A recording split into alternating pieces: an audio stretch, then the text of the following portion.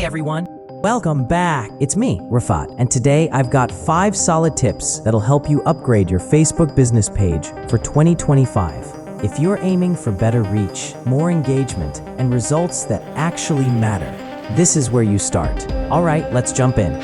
Tip 1, refresh your page info. Start with the basics. Keep your name, contact info, and website clean and up to date. First impressions matter more than you think.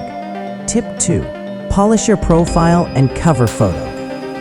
Your profile pic? Keep it clean. Logo or pro shot, nothing fuzzy. And for your cover photo, show what you offer, your deals, or a bold call to action. Tip 3, use your CTA button wisely.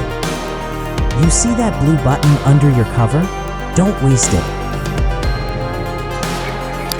Set it to fit your goal.